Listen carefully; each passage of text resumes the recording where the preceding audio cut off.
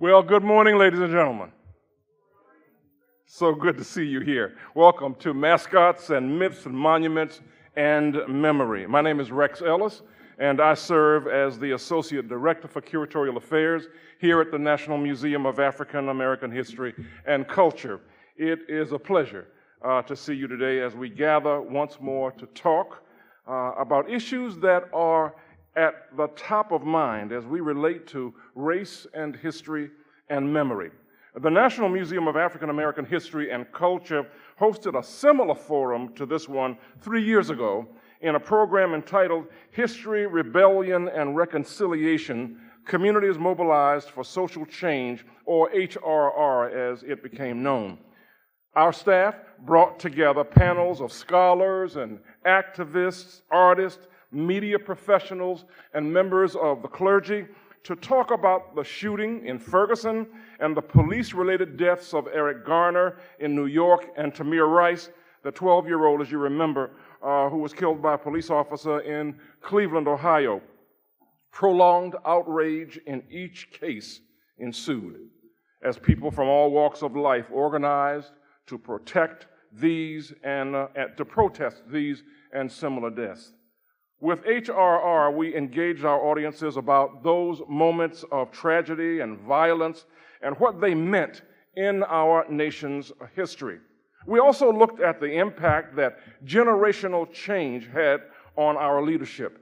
Finally, we considered all that Ferguson taught us, particularly within the context of community mobilization. Today, we gather to take part in a discussion of a history of assault on the identity, the communal spaces, and bodies of those wrought by racism and white supremacy. You know, according to Charles Taylor in his text, The Politics of Recognition, non-recognition or misrecognition can inflict harm, can be a form of oppression, and imprisoning someone in a false, distorted, and reduced mode of being. End of his quote. We will also explore the resilience and agency of people in this country and people globally who continue to fight against stereotypes and mischaracterizations of their history and their identity. Now, as we begin our day, please join me in welcoming Lonnie Bunch. He is the founding director of the Smithsonian's National Museum of African American History and Culture. Please help me welcome him. Lonnie?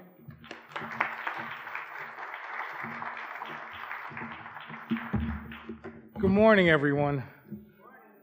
Let me add my welcome, but first of all, let me just say thank you all for showing up. I appreciate this. You have stood against wind and tide to be here, and it means a lot to us because this is a special program.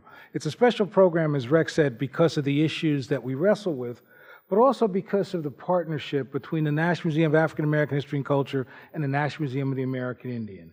This program would not have been possible without that partnership, and I just want to acknowledge the leadership of Kevin Gover, the director of NMAI, who's been an amazing partner as we've tried to help the Smithsonian, help America grapple with questions of race that have often divided us.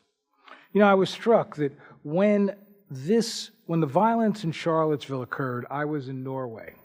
And I was really struck that as the news unfolded, there was this great desire by Europeans and the Americans I countered to really think about these issues, to grapple with the underlying issues, the challenges of wrestling with history and memory and the struggle to reframe national and regional identity. But what I was most struck by was by the lack of knowledge that most people had, the lack of nuanced understanding, the lack of historical context that surrounding the issues that really are around Confederate monuments.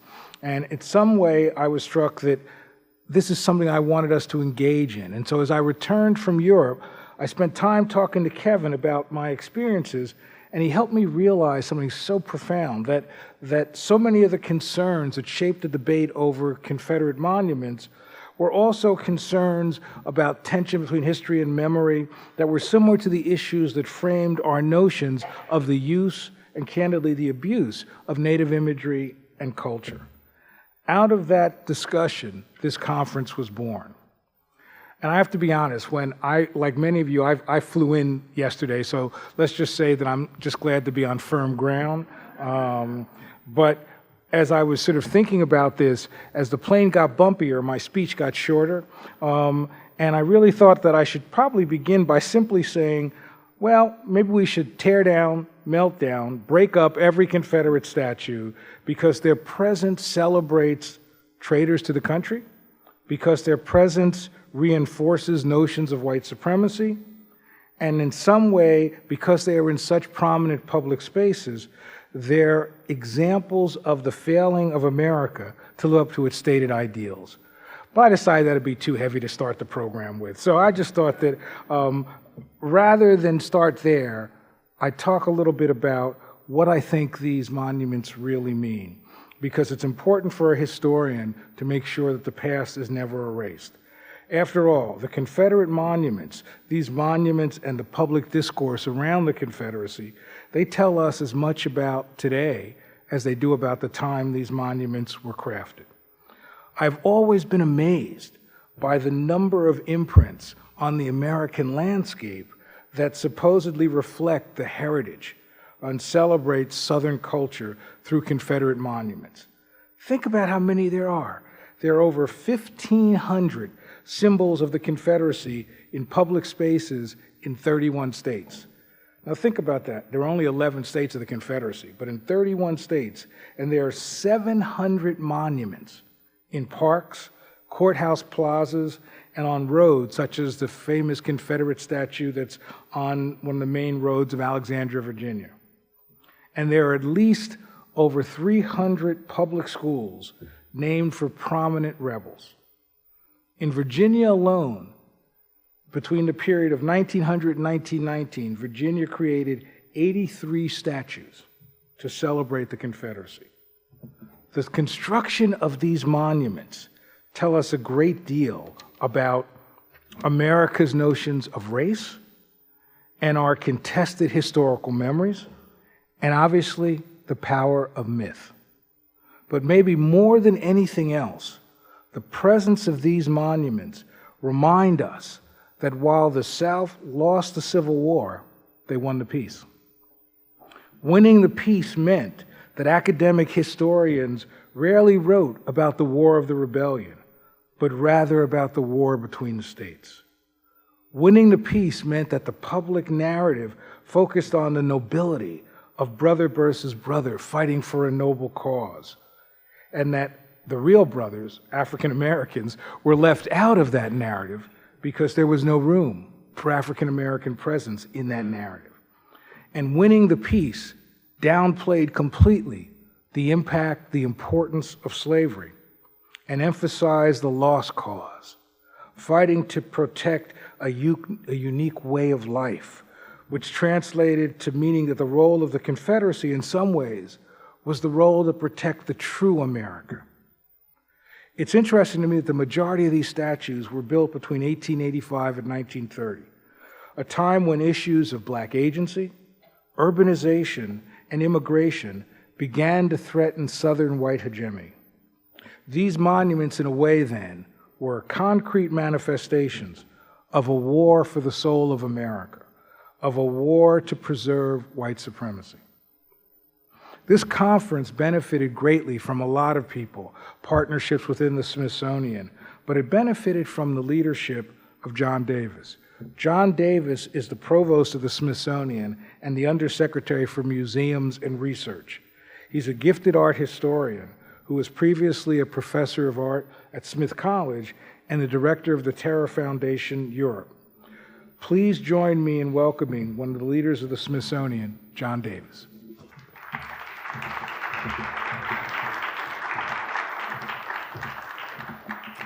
Thank you, Lonnie. Good morning and welcome.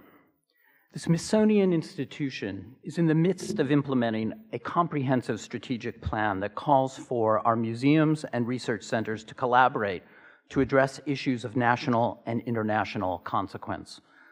One of our 7 goals says this explicitly: we will catalyze new conversations and address complex challenges. I would like to thank and congratulate the leadership and staff teams of the National Museum of the American Indian and the National Museum of African American History and Culture, who heeded that call and developed the thoughtful agenda for the Mascots, Myths, Monuments, and Memory Symposium. The vexing issues surrounding Confederate memorials and Native American mascots are not new to the communities who have lived for decades in the ideological shadows that they cast. They're not new to the scholars who have spent many years grappling with their import. But late last summer, these issues took on a new level of significance and public awareness for reasons that are well known to all of us. In September, I asked the directors of Smithsonian museums and research centers to consider how we might support and enable the public discourse that events like Charlottesville demand of us all. And I'm so grateful to Lonnie Bunch and Kevin Gover for taking on that challenge. Today's discussions will enable those of us here in the Oprah Winfrey Theater, as well as those participating through live streaming, to explore and ultimately better understand America's complex relationship with race, representation, and justice. Over the course of today, we'll consider questions of the relationship between memory, power, and identity, how communities grapple with issues of equity and representation, who stands to gain or lose from misrecognition of others, and how institutions can encourage greater inclusion and truth-telling in our communities while honoring the past. These are provocative and timely questions. As an art historian who has delved into questions of race, representation, and memory in the Civil War and Reconstruction eras, I am eagerly anticipating the conversations we will have today. So on behalf of the Smithsonian Institution, I want to thank you for joining us in this important endeavor. And now it is my pleasure to introduce the director of the National Museum of the American Indian, Kevin Gover.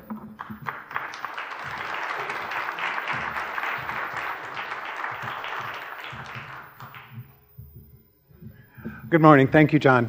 Thank you all for coming out on this blustery day in Washington, D.C. I want to thank very much Lonnie Bunch and the National Museum of African American History and Culture for hosting us here today and for doing this program jointly with the National Museum of the American Indian.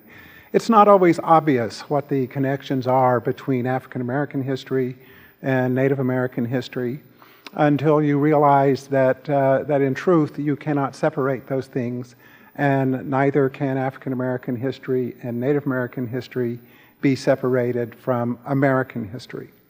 What we'll be examining today is a portion of American history and how vestiges of a particular time have been carried forward into our modern lives here in the United States.